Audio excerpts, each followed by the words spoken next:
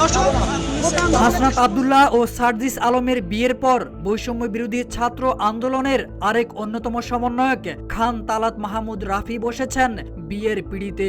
দুই সহযোদ্ধার বিয়ের পর নিজে বিয়ে করতে আর তর সইল না পুলিশের বুলেটের সামনে দাঁড়ানো চট্টগ্রামের রাফির।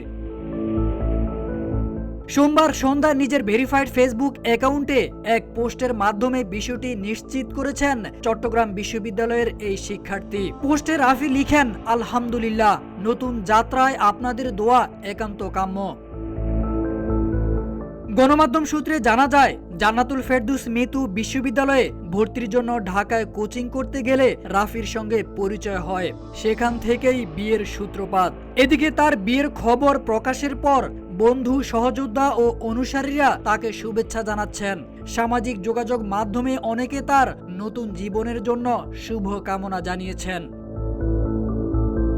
খান তালাত মাহমুদ রাফির সঙ্গে বিয়ের পিড়িতে আবদ্ধ হওয়া নারী জান্নাতুল ফেরদৌস মিতুর বাড়ি বরগুনার সদর উপজেলার বুড়িরচর ইউনিয়নের চড়কগাছিয়ার গাবতলায়। মিতুর মা একটি বিদ্যালয়ের প্রধান শিক্ষক এবং বাবা একই বিদ্যালয়ের সহকারী প্রধান শিক্ষক।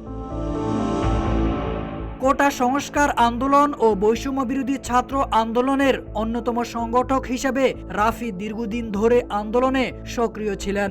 তালাত মাহমুদ রাফি চট্টগ্রাম বিশ্ববিদ্যালয়ের নাট্যকলা বিভাগের 2022-23 শিক্ষাবর্ষের শিক্ষার্থী।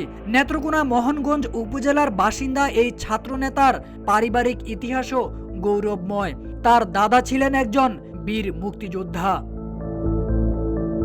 তারেক আজিজ খান, রূপালী বাংলাদেশ।